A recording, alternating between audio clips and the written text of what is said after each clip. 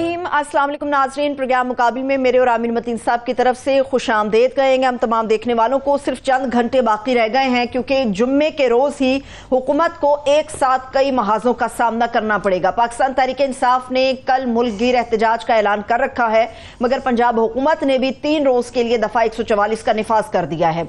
तहरीक इंसाफ की तरफ से नए इलेक्शंस की तैयारी का भी बाज़ाब्ता तौर पर ऐलान कर दिया गया। इसके ऊपर हम बात करेंगे, लेकिन यह भी आपको बताएं कि कल जमात इस्लामी की तरफ से इस्लामाबाद के अंदर एक धरना दिया जाएगा, लेकिन यह भी उन्होंने कहा कि अगर हमारे धरने को रोकने की कोशिश की गई तो जमात इस्लामी हुकूमत गिराओ तहरीक चला देगी। सियासत की राहदारियों के अंदर क्या कुछ गैर मुतवक्के तौर पर वाकई होने जा रहा है, इसके ऊपर बड़ी मुफस्सल गुफ्तगू हम करने जा रहे हैं। मगर इसके अलावा पाकिस्तान के अंदर जो IPPs का इशू है, जिसके ऊपर हुकूमती निवासियात का एक ऐसा सिलसिला चल निकला है जो थमने का या रुकने का नाम नहीं ले रहा, इसका फॉलोअप भी आप लोगों के साथ शेयर करेंगे। और आज के इस प्रोग्राम में हमारा साथ देने के लिए सीनियर सहाफी और तजियाकार मोहम्मद मालिक साहब भी मौजूद होंगे। सर, आपके वक्त के लिए भी बेहद शुक्रिया। मालिक साहब की तरफ जाते हैं, लेकिन पहला सवाल आमिर साहब मैं आपसे ये जानना चाहूंगी कि मुझे ये बता दीजिए कि ये जो पाकिस्तान तहरीक इंसाफ ने ऐलान कर दिया है कि लुडियां डालो और कपड़े सिलवा लो और इलेक्शन की तैयारी कर लो, दिसंबर तक इलेक्शन होने वाला है, तो ये सिर्फ तैयारी और बातें इलेक्शन की PTI की हद तक कहेंगे, पूरे मुल्क के लिए ऐलान किया उन्होंने? ये इनका पुराना तरीकाकार है। जब भी कोई एक आधे मुकदमे में अच्छी खबर आ जाती है, जिस तरह के 12 मुकदमात में जो रिमांड रिजेक्ट हुआ है लाहौर हाई कोर्ट में, तो शायद 9 मई के हवाले से, तो शायद उससे इनकरेज होके, वैसे भी मैं समझता हूँ ये गुड पॉलिटिक्स होती है कि लोगों को उम्मीद दिला के रखो कि हम हुकूमत में आ रहे हैं, हालात बदल रहे हैं, तो लोग ज़रा ज़्यादा मार खा लेते हैं। अब पता नहीं इसकी वजह क्या है, क्योंकि एक तरफ तो इनके ये ललकारे हैं कि जी हम इलेक्शन में आ रहे हैं, मगर दूसरी तरफ देखें तो पुशबैक बहुत ज़्यादा वहाँ से भी नज़र आ रहा है कि आप देखें कि पकड़ धकड़ भी उस तरह ही जारी है। एक जगह जमानत होती है, दूसरी जगह पकड़ लेते हैं, कोई लोग इनके उस तरीके से छूट नहीं रहे। फिर जो है पार्टी बैन का मौखर हुआ है, मगर अभी तलवार लटक रही है। अमल दरामद वो कह रहे हैं मखसूस नशिस्तें भी नहीं हो रही, तो मज़ाहमत एक पूरी नज़र आती है। तो ये वो जो अंग्रेज़ी में कहते हैं ना 1 स्टेप फॉरवर्ड 2 स्टेप्स बैकवर्ड, तो ये उस तरह का ही सिलसिला है। मगर हाँ, एक इसके अंदर ज़रूर अचंभे की बात है, और मैं चाहूँगा मोहम्मद मालिक साहब जो है ना हमारे साथ प्रोग्राम में मौजूद हैं, बहुत बहुत शुक्रिया मालिक साहब कि आपके पास जो है ना ये दुर्फितनियाँ जो है ना बहुत ज़्यादा होती हैं। अब वो खबर भी होती है और बीच में ये भी शक रहता है कि आप तड़का तो ये तड़का लगा रहे हैं या खबर दे रहे हैं, मगर बहुत ज़्यादा काफ़ी सारी सच्ची साबित हुई हैं। मेरे लिए जो ख्वाजा आसिफ साहब का ये जो जुमला है ना, जो उन्होंने तशवीश का इजहार किया है, पहले वो उन्होंने कहा जुडिशल मेल्टडाउन हो सकता है, फिर उन्होंने कहा जी अक्टूबर में जो है ये कोई पार्टी को कोई इलेक्शन ही कलर ना करा रहे। तो जब ख्वाजा आसिफ हैं, वो बड़े वज़ीर सियासतदान हैं, वज़ीर दिफा हैं, ज़मीन के साथ कान लगा के रखते हैं, तो जब वो कहते हैं तो वो चंबे की बात है कि उनको कहाँ से फिक्र है। हमें देखें चीजों को लॉजिकली देखें तो कोई इतनी अचंभे की बात नहीं है। पहले देख लें अक्टूबर क्यों इंपॉर्टेंट है। अक्टूबर में टॉप चेंज ऑफ गार्ड होगा सुप्रीम कोर्ट में। गवर्नमेंट की तमाम तर कोशिश के बावजूद कि 3 ईयर टेनर हो जाए और फाइज ईसा साहब एलिजिडली 3 साल रहे, और वो तो जजेस की politics to care of that. और मैं तो हमेशा कहता हूँ कि जो 8-5 का फैसला था, ये फैसला प्राइमरीली गवर्नमेंट के खिलाफ आना ही आना था, बिकॉज 2/3 मेजोरिटी इनको सीटें दिलाने के लिए नहीं आई थी। 2/3 मेजोरिटी, वो जो फैसला था 2/3 रोकने की आई थी नेशनल असेंबली में, ताकि जुडिशियल चेंजेस ना कर सकें जो गवर्नमेंट की प्लान थी। सो इसलिए अक्टूबर में चेंज ऑफ गार्ड होगा, नए चीफ जस्टिस साहब होंगे, वो इंटेग्रिटी वाले आदमी हैं, और अगर उनकी न्यूट्रलिटी भी देख लें तो उनकी न्यूट्रलिटी गवर्नमेंट को सूट नहीं करती। अब जो असल एलिफेंट इन द रूम है वो ये 9 जमानतें नहीं है कि जी चलें रिमांड, फिजिकल रिमांड कैंसिल हो गया, रोज भेजने होती हैं। असल इशू है जौन से चीफ जस्टिस, नई चीफ जस्टिस जो आई है लाहौर हाई कोर्ट की, उन्होंने भी वही स्टांस लिया है जो उनके प्रेडिसेसर ने लिया था, जिन्होंने वो ट्रिब्यूनल्स बनाए थे, और वो है वो 8 ट्रिब्यूनल्स, और एक है इस्लामाबाद का ट्रिब्यूनल जिसको इस्लामाबाद हाई कोर्ट ने चीफ जस्टिस ने बदलने से रोक दिया, और उनका पास कोजेंट रीजंस नहीं है क्यों तारिक जहांगीरी को हम हटाएं। और ये वो चीफ जस्टिस हैं जिनके खिलाफ है PTI, जिनको गाली गलोच चलती है, ट्रोलिंग चलती है, उन्होंने भी वो ट्रिब्यूनल नहीं तोड़ा। अब वो 8 ट्रिब्यूनल्स के ऊपर भेजा चीफ जस्टिस साहब वाले बेंच ने कि जी चीफ इलेक्शन कमिश्नर ने चीफ जस्टिस से बात करें, और इनका ख्याल था कि शायद वहां पर रद्द-बदल हो जाए, बिकॉज बहुत से लोगों का सोशल मीडिया पे ये बड़ा तासुर देने की कोशिश की गई थी कि जी उनका बड़ा करीबी ताल्लुक है, बहुत वो लीनिंग करती हैं टुवर्ड्स PMLN एंड ऑल। मोहतरमा चीफ जस्टिस आलिया नीलम साहिबा, उन्होंने भी वही अपहोल्ड किया, उन्होंने कहा नहीं वही ट्रिब्यूनल्स रहेंगे। अब ये मामला आ गया दोबारा सुप्रीम कोर्ट में।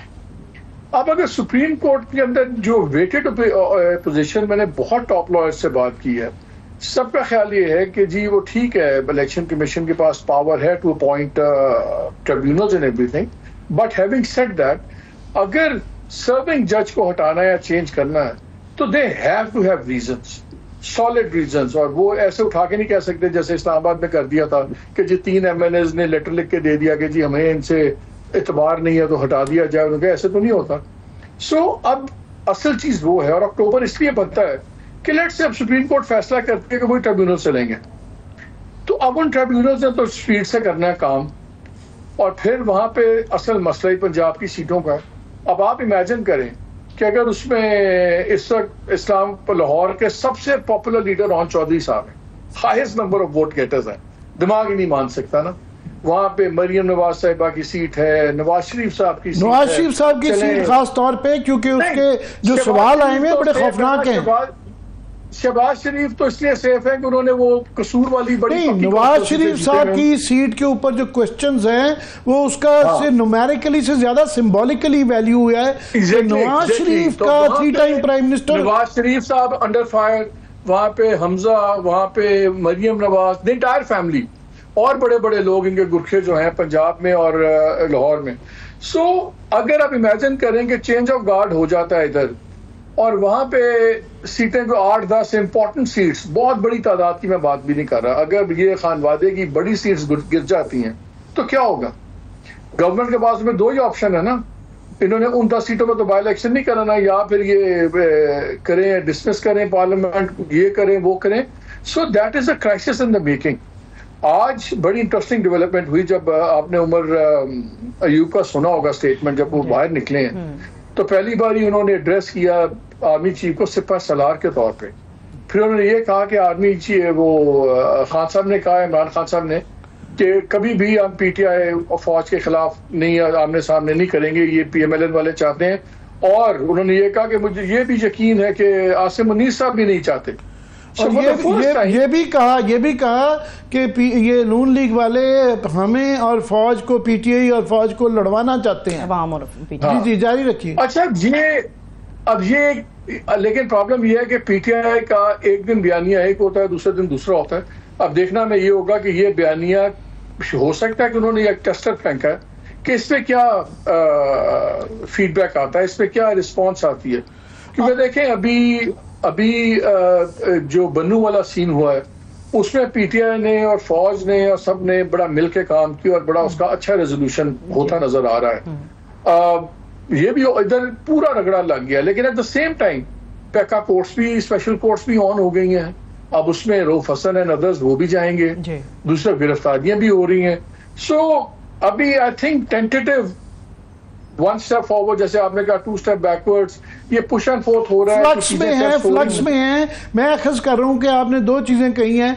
एक आप कह रहे हैं कि अराउंड अक्टूबर जो है ये, क्योंकि क्लाइमेक्स की तरफ शायद हम जा रहे हैं, अदलिया की तरफ से खासतौर पे 2 ट्रिब्यूनल्स काम करना शुरू कर दिए, अदलिया की तरफ से अगस्त में शुरू कर दिए, तो अक्टूबर से पहले 2-4 फैसले तो आ जाने हैं भाई, कम से कम। तो वही मैं कह रहा हूं कि जो नून लीग का जो पैनिक नजर आ रहा है या हुकूमती पार्टी अलायंस का, कि वो अदलिया की तरफ से दो तलवारें जो लटक रही हैं, एक फॉर्म 45 की और दूसरा जो ये मखसूस नशिस्तों वाला 8-5 का जो फैसला है।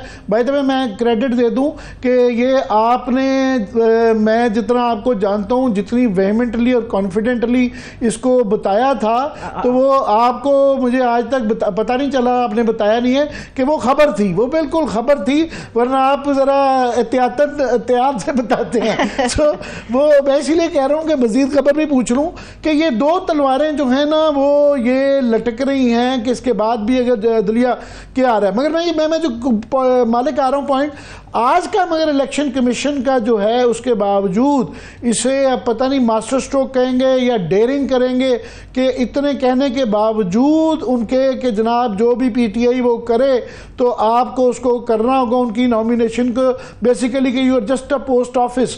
मगर उसके बावजूद उन्होंने जो 39 की मान लिया है और 41 का नहीं माना, इसको क्या करेंगे? उसी की रेसिस्टेंस मज़ामत की निशानी है या कुछ और लॉजिक है? मेरे बड़ी इंटरेस्टिंग दो चीजें हमें देखनी होगी। एक तो देखिए उन्होंने 39 वाली मान ली और मेरा ख्याल है अच्छा अक्लमंदी का काम किया, क्योंकि जब आप वो फैसला पढ़ें 8-5 वाला, उसमें याहिया अफरीदी साहब ने भी इस हद तक सपोर्ट किया था कि जिन लोगों ने एफिलिएशन शो की है उनको तो आप पीटीआई ट्रीट करें, बाकियों को नहीं। और ये 39 उनके मुताबिक बिल्कुल ट्रीट होते थे। और याहिया अफरीदी साहब पे आज तक किसी ने उंगली नहीं उठा सकी और ना ही मेरे को उठाया गया कि बिल्कुल इम्पार्शियल पॉइंट ऑफ लॉ पे बात करते हैं, इसलिए इन्होंने वो कर लिया। लेकिन अब देखना ये है कि अब ये मामला स्पीकर नेशनल असेंबली में भी तो निकालना ना, इसको उससे भी नोटिफिकेशन करना है। वो क्या सांस लेते हैं, बिकॉज उनकी पार्टी का सांस है कि जी ये 39 और 41 में फर्क कोई नहीं है। सो इलेक्शन कमीशन तो निकल गया बीच में से इन सीटों की हद तक जो ऑब्वियस स्टेट था कि एफिलिएशंस थी।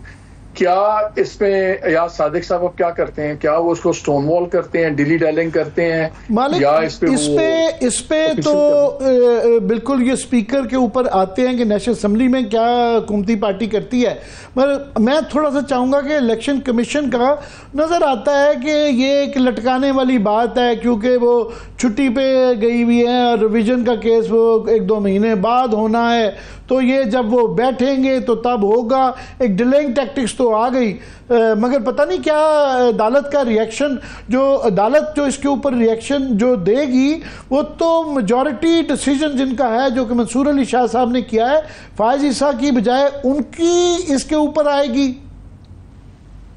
नहीं, उन्होंने तो फैसले में लिखा था, फैसले में आप हमारे पास आ सकते हैं इलेक्शन कमीशन को नहीं आ नहीं सकते। उन्होंने कहा अगर इलेक्शन कमीशन को कोई कॉम्प्लिकेशन है या एम्बिग्विटी है, बात है, तो they should approach the majority decision writers.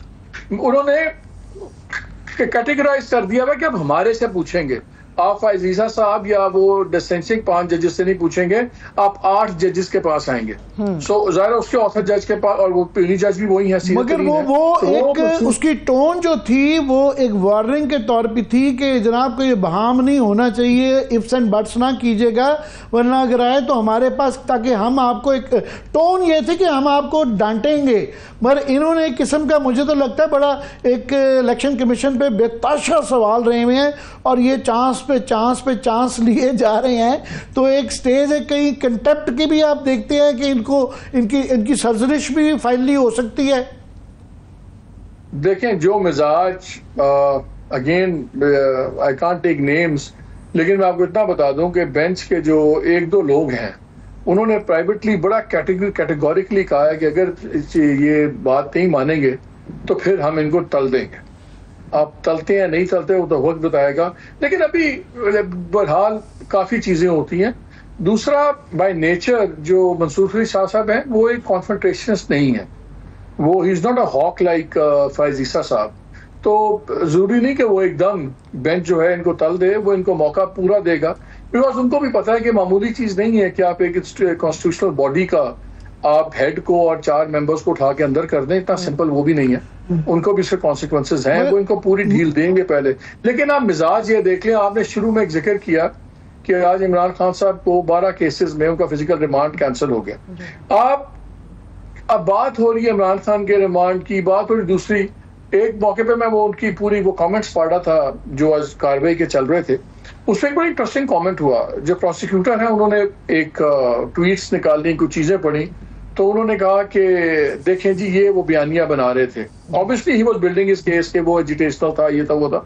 तो आगे से जज साहब ने रिमार्क दिया, ये आप क्या बता रहे हैं, इससे ज्यादा धमकियां तो आजकल जजों को मिल रही हैं। Exactly. अब ये इतना डीप सीटेड हो गया हुआ है ये बायस और क्लैश कि जब अपना वो सनम जावेद साहिबा का केस था, कितना सेलिब्रेटेड केस था, हर वक्त बातें होती थी, सब कुछ। अब उनका ड्यूटी मजिस्ट्रेट ने फैसला सुना दिया। आपको भी आमिर, बूढ़े हो गए हम सारे इस जगह पे केसेस देखते देखते। ड्यूटी जज सिवाय तारीख डालने के कुछ नहीं करता, बड़ी तोप चलाएगा, सिफारिश पे बेल ले लेगा या नहीं लेगा, फैसले नहीं करते थे हाई प्रोफाइल केसेस के। जब ड्यूटी जज सनम जावेद का फैसला करते हैं, जब हाई कोर्ट्स आपको टेक ऑन कर लें, जब ATCs के कोई जजेस वो लिख के भेज दें आपको कि जी ये हो रहा है वो हो रहा है, तो फिर इसका मतलब है। और आज जैसे हुआ एक अनरिलेटेड बात से वो ले गए जजेस की धमकी के ऊपर, ये बहुत ज्यादा स्टैंड ऑफ है। और अगर इमरान खान वगैरह इंकरेज हो रहे हैं, वो 8-8 बेलों से तो इंकरेज तो इंसान होता ही है, वो इंकरेज हो रहे हैं इस बात से कि ट्रिब्यूनल्स बचे हुए हैं अभी तक, वो इंकरेज इस बात से हो रहे हैं कि कोई कदम नजर नहीं आ रहा कि ऐसे लगे कि एस्टैब्लिशमेंट ने अपना कॉन्फ्लिक्ट कम करने की कोशिश की है जुडिशरी के साथ। सो बेसिकली आप ये कह रहे हैं कि जो ये पुश बैक है बोथ वेज है, मुक्तदरा हलकों की तरफ से भी पुश बैक है, तो जुडिशरी की तरफ से भी ऑल अक्रॉस, ये सिर्फ कोई सुप्रीम कोर्ट में नहीं है, ये सूबों में भी और लोअर कोर्ट्स के अंदर भी नजर आ रहा है push back.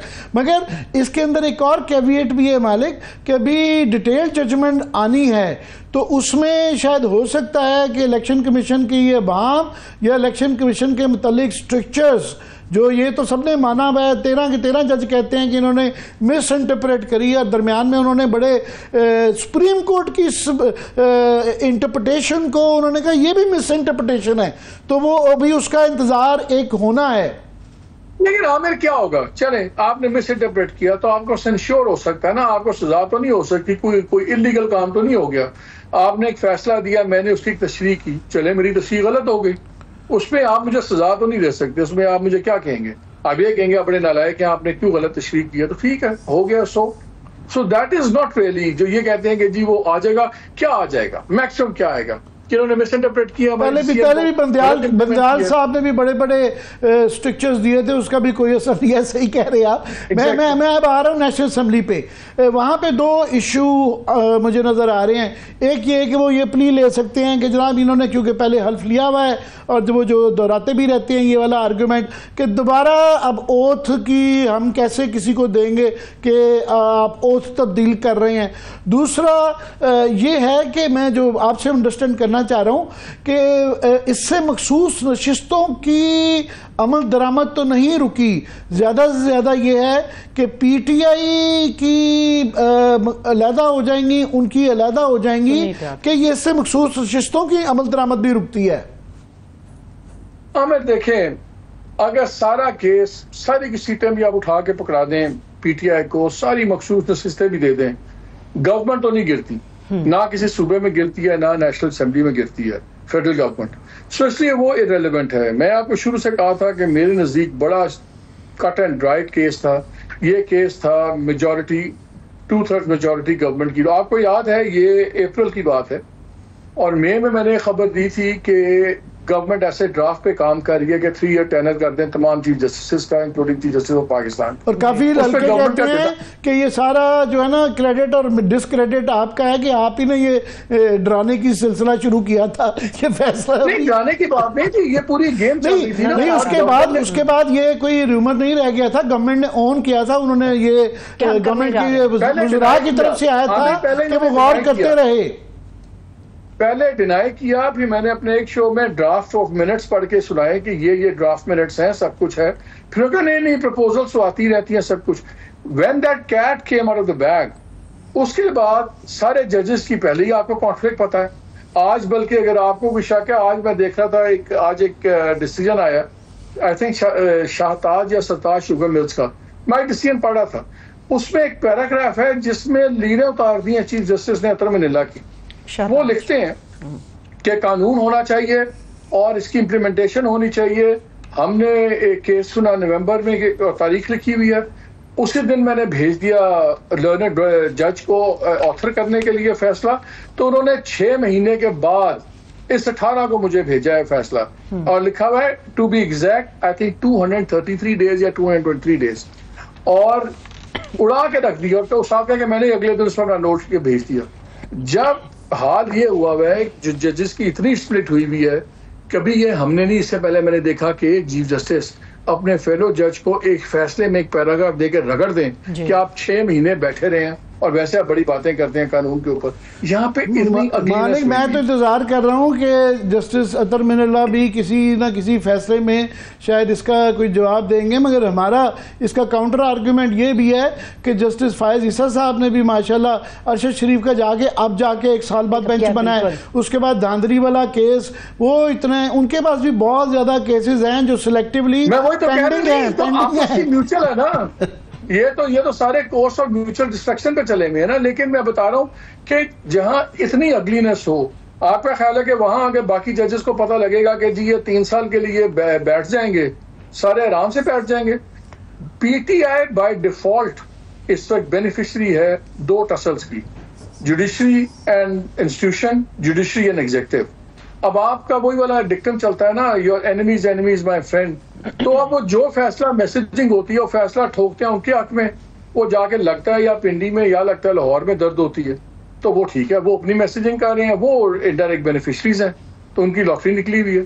So this is what is going on and unless I think ये कॉन्फ्लिक्ट अगर रैशनलाइज नहीं होगा between establishment and judiciary, then we have serious problem on our hands। नहीं, सीरियस प्रॉब्लम तो ये मजीद सीरियस हो जाती है जब अगर फॉर एग्जांपल स्पीकर कोई उनसे एग्री करे या ना करे, वो अमल दरामद से रोक देते हैं, तो पार्लियामेंट वर्सेस जुडिशरी तो हो जाता है। वो भी एक पहलू है। मैं एक और आपने जो खबर, प्लान है, ये पहलू नहीं है, प्लान है, ये तय हुआ है कि अब जो है जुडिशरी के साथ बजाय इसके कि गवर्नमेंट बुरी बने, इसको पार्लियामान के जरिए काउंटर करें। आपको पता है ये भी एक प्लान डिस्कस हो रहा था कि जी जो प्रैक्टिस एंड प्रोसीजर एक्ट है इसको रिपील कर दिया जाए या अमेंड कर दिया जाए। अब अगर ये अमेंड कर देते हैं, रिपील कर देते हैं, ये आपने ये खबर भी दी थी, मैं इसी तरफ ही आ रहा था कि ये हालांकि वो बड़ा मुश्किल लगता है कि कैसे जस्टिफाई करेंगे, मगर जिस तरह हुकूमत का एक तर्ज अमल है कि वो कुछ भी करने के लिए तैयार है, तो ये अगर करते हैं तो वो एक वैसे मज़ा की सिचुएशन भी आती है। वो ऐसे जस्टिफाई करेंगे कि देखें जी जजेस में, जुडिशरी में आपस में बड़ी ग्रुपबाजी है, तो ये फैसले नहीं हो पा रहे कंसेंसस के साथ, बेंचेस पे बड़ा इख्तलाफ रह रहा है, तो फॉर द टाइम बीइंग जो है आप इसको कर दें। आप उस पर भी फिर सुप्रीम कोर्ट के कोई जज उठ के हो सकता है उसको शूट डाउन कर दें कि ये इंटरफेरेंस है, यू नो। So मगर उसका भी मालिक फिर भी रिवीजन जो है, ये तो जस्टिस फायज ईसा साहब का खुद ही फैसला ऑब्जर्वेशंस आ चुकी हुई हैं कि ये रिवीजन तो उन्हीं जजेस ने करनी है जो पहले थे, उसको कानून के जरिए बदलना जो है वो बड़ा मुश्किल हो जाएगा। आमिर, ऐसे तमाशे चल रहे हैं कि आप कभी कभी तो यकीन नहीं आता कि 25 करोड़ का मुल्क जो है एटॉमिक पावर कितने गैर संजीदा तरीके से चलाया जा रहा है, लिटरली। अब एक ये भी बहस चल रही है, डिस्कशन, कि जी ये बहुत इशू बन रहा है कि शायद फायज ईसा साहब को हम हर कीमत पे यहाँ लाना चाहते हैं, वहाँ करना चाहते हैं, तो वो अब लायबिलिटी बन रहे हैं, तो नोटिफिकेशन निकाल दिया जाए पहले इनकी अपॉइंटमेंट का कि इस डेट से मंसूर साहब जो होंगे अगले चीफ जस्टिस होंगे। पहले नहीं मालिक, पिछले साल जो है जून में नहीं मजदार से बात सुन लेना। फिर हुआ कि जी किसी एक मीटिंग में किसी ने मशवरा दिया कि जी इसका भी बड़ा डाउन साइड है, अभी तो फायज ईसा साहब बड़ा लाड करते हैं, ये ना हो कि नाराज हो के वो भी हमें रगड़ दें। यू नो लाइक ये नाक से आके कोई देख ही नहीं रहा कि आप लार्जर पिक्चर देखें। यहाँ पे इतने बड़े बड़े फैसले इतनी छोटी छोटी कंसिडरेशंस पे हो रहे हैं कि इंसान को खौफ आता है। मालिक, आपने एक और खबर दी कि ये जो मौखर करने का, पीटीआई को बैन करने का जो मौखर हुआ, तो ये इसके पीछे कोई डिप्लोमेट्स आप बता रहे थे कि 1-2 मुल्क जहाँ पे इनकी जायदादें या बच्चे पढ़ते हैं, तो वहाँ से भी एडवर्स रिएक्शन आया कि ये ना करें। मैं ये सोच रहा था कि वैसे भी एक और आर्गूमेंट भी हो सकता है, एक और इनके लिए कंसिडरेशन भी होनी चाहिए कि ये अगर पिट जाए, क्योंकि इसकी ग्राउंड्स जो हैं इसको बैन करवाने की, चाहे वो इसको आर्टिकल 6 कर लें या ये करवा लें कि जनाब फॉरेन फंडिंग का, वो खुद कह चुके हैं कि वो फॉरेन फंडिंग नहीं है, वो अनऑथराइज्ड फंडिंग थी, या ग्राउंड्स एस्टैब्लिश करना बड़ा मुश्किल है। और अगर वो फैसला भी पिट जाता है और मखसूस नशिस्तों के बाद दूसरा बड़ा फैसला पिट जाता है, तो गवर्नमेंट के लिए मॉरली भी और पोलिटिकली भी उसका जो संभालना ज़रा मुश्किल हो जाएगा। नहीं, May 9 वाला आपका बयानिया बड़ा तबाह होता है। पहले अभी तो इतना ज्यादा मामला गर्म नहीं हुआ, लेकिन आई थिंक आने वाले दिनों में गर्म हो जाएगा। जो कैप्टन सफदर की वो टेप चल रही है, जहाँ पे उन्होंने पूरा पीटीआई का बयानिया उसको ऑथेंटिकेट कर दिया, जहाँ वो कहते हैं जी आए और उन्होंने वहां आके हाथ जोड़े, अब वापस आए, ये करें वो करें। उन्होंने तो बेड़ा गर्क कर दिया अपने लोगों का। एज टाइम पासेस बाय, देखिए, लेकिन let's talk about power politics. अभी पॉपुलर पॉलिटिक्स छोड़ दें, पावर पॉलिटिक्स से आपको पता हमें 3 धड़े। अनफॉर्चुनेटली हो ये रहा है कि सारे जीरो सम गेम करके बैठ गए। इमरान खान भी जीरो सम का गेम करके बैठ गए हैं, या राह पे जाने वहां पे वो कहते हैं माई वे और द हाईवे। इंस्टीट्यूशन का हम रिएक्शन देखते हैं, हमें नजर आता है, कहते हैं एनीबॉडी बट हिम। जुडिशरी कहती है एवरीबॉडी बट अस, और आप हमें आके इताअत करें। हर जगह अनफॉर्चुनेटली कोई 1-2 कदम पीछे हटने पे तैयार नहीं है। Something has to give.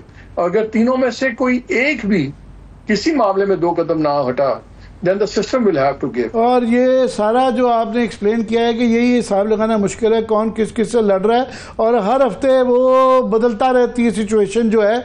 मगर ये जो पावर गेम है, ये टोटली ये इग्नोर जो कर रहे हैं वो सिचुएशन ऑन ग्राउंड है कि आम आदमी के लिए जो महंगाई का मसला है, उसके बाद जो बिजली का IPPs का केस जिस तरह सामने आया हुआ है, वो लोग जो हैं, और ये सुप्रीम कोर्ट से अगर ये ऑडिट हो जाता है तो उससे सारी पार्टियां, कोई तब के इसमें नून लीग भी आती है, PTI भी आती है, पीपल्स पार्टी वाले भी आते हैं, तो पाकिस्तान के सारे सबसे बड़े पावर ब्रोकर्स आ जाते हैं। फिर ये जो कपास का अभी नीचे जा रही है सूरत हाल, IMF अभी पास नहीं हुआ, ये मामला तो अवाम तो बीच में से गायब है इस पावर की जंग में। Nobody give a dam. मैं तो उस दिन का हिल गया हूँ। आपको याद है परसों टेलीविजन चैनल्स पे चल रही थी 2 भाइयों का झगड़ा हुआ बिल के ऊपर। 15,000 एक ने देना था, 15,000 एक ने नहीं दिया, उसने उसको छुरी मार। जब सगे भाई छुरियां मारने पे आ जाए 15,000 के बिल पे, आपको पता है मैंने इनको उस दिन अवैस लगारी साहब को भी कहा, मैंने कि और जहाँ पहुंचती है बात, मैंने कहा इनको, मैं कहा कुछ ना करें यार, आप जून जुलाई के बिल्स लोगों की 12-12 किस्तें कर दें, आपको फाइनेंशियल ईयर में वो पैसे आ जाएंगे। लेकिन अगर आज मेरा 20,000 का बिल है, मेरी 12 किस्तें बन गई, तो अमल मेरा बिल 2,000 बन जाता है, मैं मैनेज कर लूंगा। मैं 20,000 नहीं कर सकता आम आदमी जो बचा रहा है। यार आप वे आउट तो ढूंढें। आपने IPPs की बात की, जब मोहम्मद अली साहब की, सेनेटर मोहम्मद अली की आप रिपोर्ट पढ़ें, यार उसमें अनबिलीवेबल फिगर्स हैं। 94 का उन्होंने फिगर निकाला, और ये इनकी रिपोर्ट है ये 2020 में, अभी 5 साल और 4 साल और हो गए में, 20 तक 94 वाली जो IPPs लगी 94 में, उनकी टोटल इन्वेस्टमेंट थी 52 billion something, 52.8 something like that, 53 लगा लें, चले 53 लगा लें। उन्होंने कोई 400-500 अरब रुपया कमा चुके हैं, 113 रुपए के बिलियन के डिविडेंड्स दे चुके हैं। सिमिलरली जो आप बाद में देख रहे हैं आप 97 में और आगे ऑनवर्ड्स, यार 50-60 अरब लगा के 400-500 अगला हम पूरा सेगमेंट IPPs पे ही कर रहे हैं। आप उन चंद लोगों में से हैं हमारे समेत जो कि इसके ऊपर कई सालों से जोर लगा रहे हैं, और रिसेंटली भी बहुत ज़्यादा कुछ ऐसी नई होशरुबा किस्म की आपको तफसीलात बताएंगे कि जो है मेरे तो वो जो मेरा फेवरेट जुमला, कानों में से धुआं निकल गया है। तो आमिर साहब इतने खौफनाक है, रोंगटे खड़े हो जाते हैं जो इनके फिगर्स हम देखते हैं। ब्रेक ले लेते हैं, अभी हम एक छोटा सा ब्रेक लेते हैं। मोहम्मद मालिक साहब हमारे साथ मौजूद रहेंगे। जब हम ब्रेक से वापस आएंगे तो IPPs के जिस इशू की तरफ आमिर साहब ने इशारा किया है वो हम डिस्कस करने जा रहे हैं, और हमारी जो प्रोग्राम मुकाबिल के एग्जीक्यूटिव प्रोड्यूसर हैं अकमल साहब, वो भी हमारे साथ मौजूद होंगे। ब्रेक से वापस आएंगे और ये सवाल आप लोगों के सामने हम रखेंगे कि अवाम तो तकलीफ से बिलबिला रही है, सनतकार उठ खड़े हुए हैं, किसान बरादरी उठ खड़ी हुई है, फैसला करना है कि 40 खानदानों को अहमियत देनी है या 24 करोड़ अवाम को अहमियत देनी। छोटे से ब्रेक से वापस आकर डिस्कस करेंगे। Stay with us.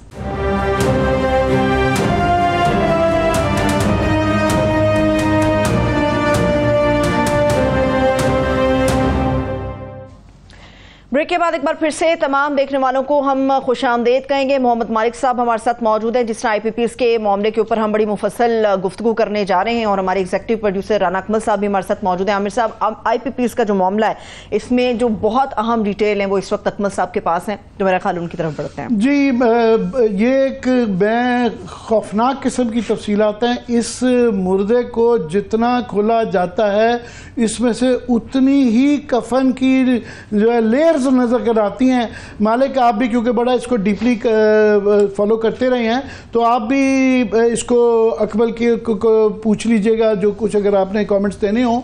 मैं सिर्फ इसका बता दूं कि आज की जो स्टोरी है, खबर ये है कि बाकी तो ओवरऑल IPPs का हम कर रहे हैं, इसके अंदर एक एलिमेंट है बगैस का कि गन्ने के फूक से जो बचता है उसको जला के जो बनाई जाती है, उसके जो प्लांट लगाए गए थे, कैपेसिटी पेमेंट वाले प्लांट लगाए गए थे, उसके हवाले से कि हम सब की जो उम्मीद लग गई है कि जनाब ये क्योंकि बहुत इशू बड़ा बन गया है, PCCI और पाकिस्तान के तमाम सनतकार इसके अंदर शामिल हो गए हैं, तो शायद इसका नतीजा निकले जिससे शायद सनत भी बच जाए और अवाम भी बच जाए। मगर मुझे आज की ये जो अकमल साहब तफसीलात बताने वाले हैं, इसके बाद नहीं लगता कि ये होगा। ये सुप्रीम कोर्ट ही अगर इसको खोले तो खोले, अगर खोले तो यहाँ बचता कोई नहीं है। वो इसलिए कि ये इसका मुख्तसरन मैं बता देता हूँ कि ये जो प्लांट लगाए गए, इसको अंदर जो है नवाज शरीफ साहब की गवर्नमेंट ने अभी हाल ही में, शहबाज शरीफ साहब की गवर्नमेंट में और इससे पहले इनकी जो अपनी जो चन्योट की कंपनी थी जो गन्ने के फोक के ऊपर ही लगाई गई थी, बगैस लगाई हुई थी, इन्होंने खुद अपनी गवर्नमेंट के अंदर जो है इंपोर्टेड कोयले के बराबर जो है गन्ने के फोक को करार दे दिया कि इसका रेट वो होगा जो कि इंपोर्टेड कोल। और इंपोर्टेड कोल याद रहे कि जो सबसे महंगी इस वक्त बिजली बन रही है वो कोयले पे बन रही है कि इंपोर्टेड कोल का बताया जा रहा है कि 100 मिलियन 10 करोड़ रुपए का एक मेगावाट बन रहा है जो कि सबसे महंगी बिजली है। उसके बाद इन्होंने वो रेट का तयन जो उसका किया जाता है वो गन्ने का फोक। अब देखें कोयला चलता है इंपोर्टेड साउथ अफ्रीका से चलता है, जहाज़ों पे आता है, फ्रेट आती है, फिर रेलवे का खर्चा आता है, फिर साहिवाल पहुंचता है या जहाँ जहाँ पहुंचता है। ये घर का गन्ने का फोक उसी को इस्तेमाल करके कैसे इंपोर्टेड कोल पे कर दिया गए। ना सिर्फ कि इसके अंदर शरीफ खानदान है, इसके अंदर जहांगीर तरीन हैं जो कि उस ज़माने में PTI में थे, फिर उसके बाद इसके अंदर जो हैं मखदूम अहमद महमूद JDW बेसिकली है जिसके वो भी पार्टनर है, वो पीपल्स पार्टी में है। तो तमाम ही पार्टीज के बड़े लोग इसके अंदर शामिल हैं। 8 में से 3 कंपनियां तो ये हैं जी। अकमल प्लीज की तफसीलात बताइएगा। आमिर साहब, ये 2012 में 8 जो है पावर प्लांट जो हैं उन्होंने पार्टीज ने इंटरेस्ट शो किया था कि जी हम बगास बेस जो है वो बिजली पैदा करना चाहते हैं। तो उस वक्त इन नेपरा ने कहा कि जी आपका ये जो रेट है, क्योंकि इसका गन्ने के फोक या सलमान साहब के बकौल गन्ने के फुजले का जो रेट कोई असेस करने का जो है मैकेनिज्म मौजूद नहीं था, तो नेपरा ने ये लोकल गैस के ऊपर जो है उसकी बुनियाद पे रेट तय किया इसका और उसके अगेंस्ट जो है वो इनसे बिजली लेना शुरू कर दी जब प्लांट लगे तो। लेकिन वो राजा परवेज अशरफ साहब जाने से पहले, जो 2013 में इनकी गवर्नमेंट जब गई तो उससे पहले ही उन्होंने इसे अमेंड करके इसको साउथ अफ्रीकन कोल जो उस वक्त $100 का 1 टन था उसकी कैलोरीफिक वैल्यू की बुनियाद पे इन्होंने कहा जी फोक की भी जो है ना, आप ये जो गन्ने का फुजला है इसकी भी कीमत की असेसमेंट उसकी बुनियाद पे करेंगे, इंडेक्सेशन जो है उसकी बुनियाद पे कर दी। अब लतीफ़ा ये हुआ कि ये राजा परवेज अशरफ साहब ने कहा जी 5 साल बाद जब ये इंडस्ट्री इस्टेब्लिश हो जाएगी, मैकेनिज्म बन जाएंगे, तो हम ये करेंगे कि इसको रिवाइज कर ले नेपरा। मियाँ साहब आते गए, मियाँ साहब की गवर्नमेंट जब 2013 में आई, उन्होंने आते ही सबसे पहला काम ये किया कि नहीं ये इस तरह से नहीं है, इसको कम से कम बेस प्राइस जो है वो इंडेक्स करें। इंपोर्टेड कोल जो साउथ अफ्रीका से उस वक्त आ रहा था वो पाकिस्तान में कहीं पैदा नहीं होता, उसकी बुनियाद पर ये तय करें। अब बात ये है, जैसे आपने कहा कि एक लोकल जो है बाय प्रोडक्ट है, प्रोडक्ट भी नहीं है, बाय प्रोडक्ट है रमज़ान शुगर मिल की या रहीम यार खान शुगर मिल की, उसको ये किस तरह से इंडेक्स कर रहे हैं इंपोर्टेड कोल के साथ, नंबर 1। नंबर 2, दूसरी बात, कवायद में जो तब्दीली की गई उसके इसका जो रेट मुकर्रर कर दिया गया वो ₹5.70 फी यूनिट। ये फुजले से जो बिजली पैदा हो रही है उसकी प्रोडक्शन कॉस्ट जो लागत है वो ₹5.70 2013 में तय किया गया। अभी यही जो रेट है आमिर साहब ये ₹7 से ज़्यादा बढ़ गया है। दरखास्त ये है कि ये इसमें आप अगर देखें 260 मेगावाट के ये टोटल प्रोजेक्ट्स हैं 8, जिनमें से जैसे आपने बता दिया कि कुछ जो हैं मखदूम ख़ानदान जो हैं जहांगीर तरीन साहब हैं उनके हैं, उमर शहरियार साहब है, और इनमें एक चिनार शहरियार खुसरो मुख्तियार के भाई है। फिर एक और बहुत बड़े कैरेक्टर जावेद कियानी, जो इनका पैनामा की जीआईटी रिपोर्ट में बड़ा जिक्र था कि उन्होंने करार किया था कि मनी लॉन्ड्रिंग उनके अकाउंट के थ्रू होती रही और वो उसका आलाकार थे, उनका भी है। ये 8 कंपनियों में जारी रखिएगा। अभी आमिर साहब जून में ये गवर्नमेंट आने के बाद इन्होंने वो नवाज शरीफ साहब की दौरे हुकूमत में जो फार्मूला तय हुआ था वो दोबारा बहाल किया है। तो ये पिछले महीने शहबाज शरीफ साहब की गवर्नमेंट ने ये अभी रिसेंटली, वो कह रहे हैं ना कि अभी कोई ऐसी रिसेंटली आपके प्रोग्राम में मालिक साहब अवैस लगारी साहब कह रहे हैं कि जी पॉलिसी है, कोई रिन्यूअल नहीं कर रहे। वो तो खैर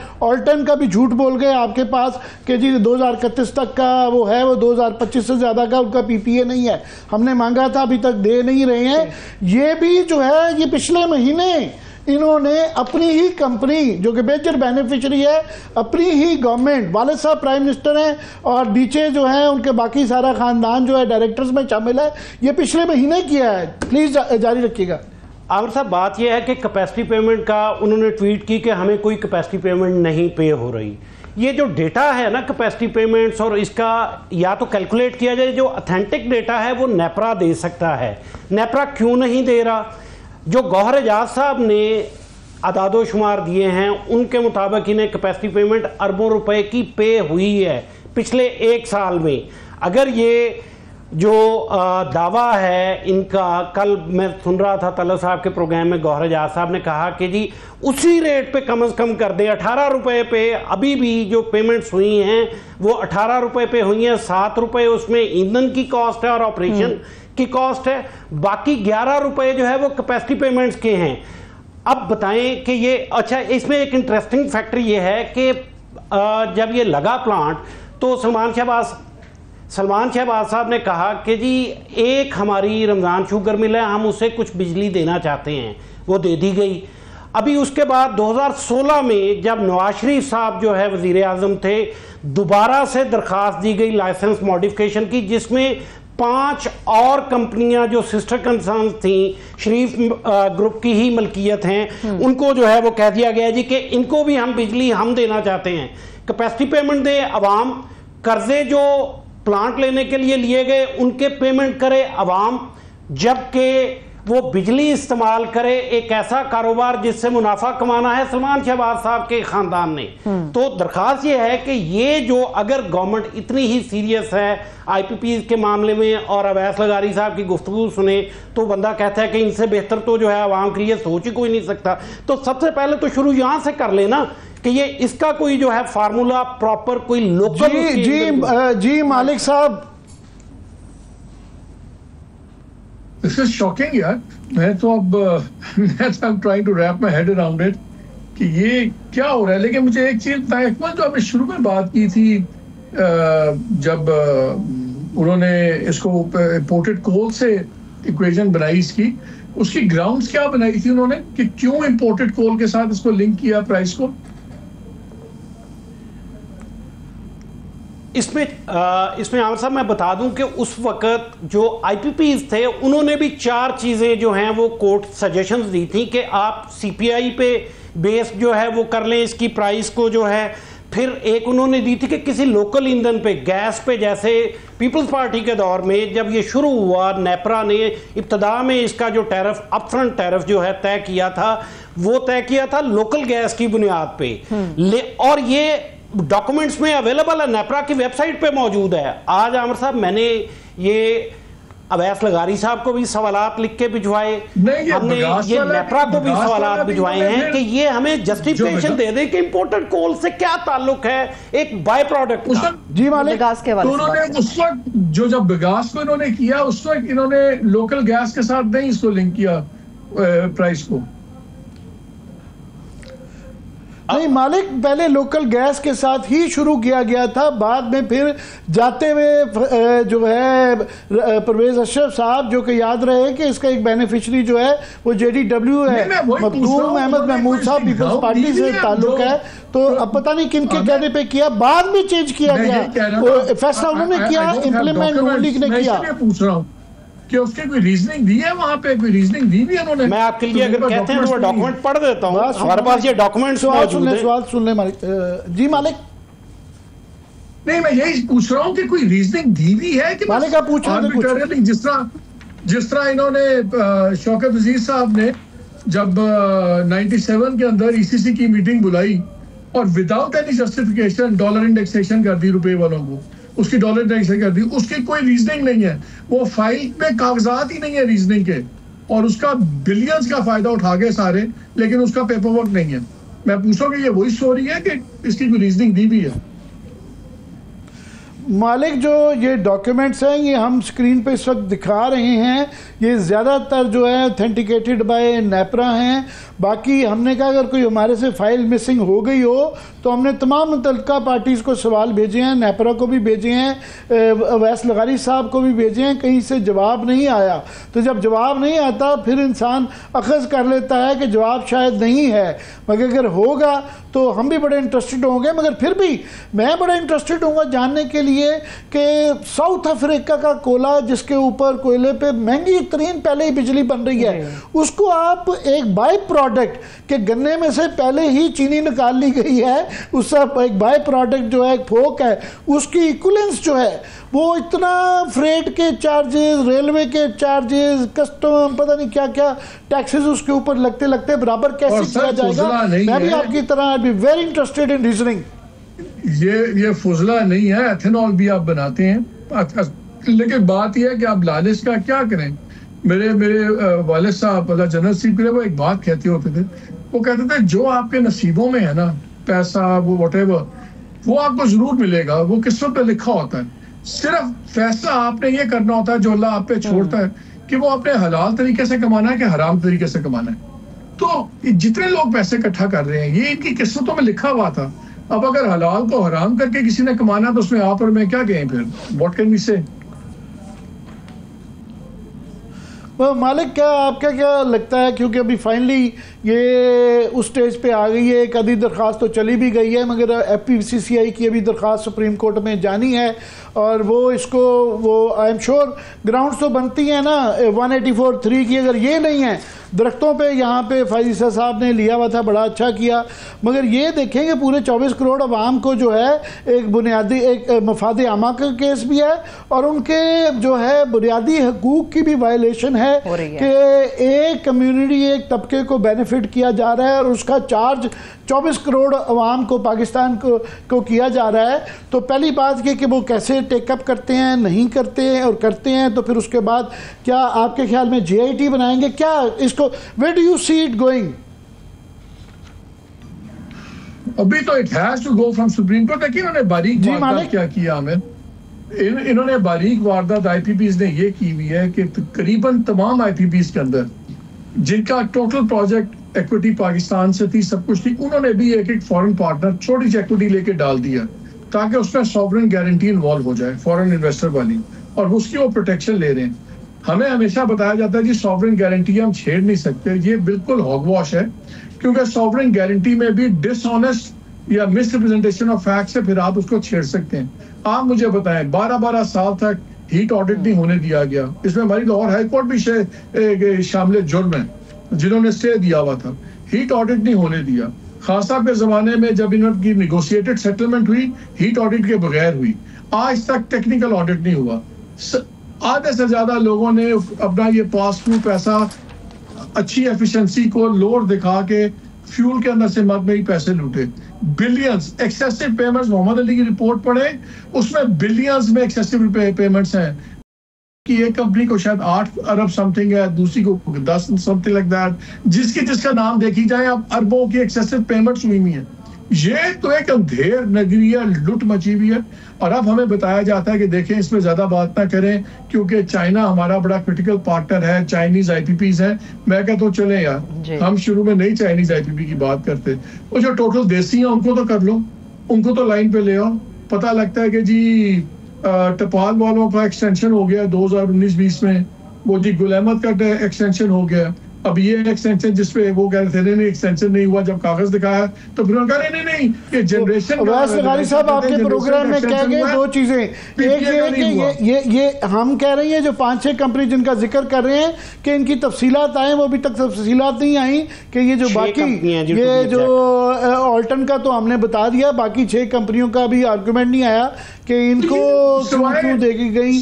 और दूसरा उन्होंने लारा लगा दिया, वो आपने पिन डाउन किया कि कब, उनका वेरी सून, ये वेरी सून 30 साल में नहीं आया मालिक साहब, ये कब आएगा जब इसका हिसाब होगा। ये अब तो एक ही ऑप्शन रह गया, सुप्रीम कोर्ट। मेरे नजदीक तो और कोई ऑप्शन नहीं, बिकॉज ये इतने स्ट्रॉन्ग लॉबी है जहां 40-42 लोग, उनकी ग्रुप्स कह लें, लोग कह लें, 25 करोड़ लोग सड़कों पे आ जाएं, तबाह हो जाए, सब कुछ आ जाए और वहां पे उन पे हाथ ना डल सके, तो फिर ऑब्वियसली ये सुप्रीम कोर्ट ही एक उम्मीद है, या सुप्रीम कोर्ट इसमें घुस जाए या पिंडी वाले आ जाएं या दोनों मिलके आ जाएं, तब ये काबू होगा, वरना कोई नहीं होगा।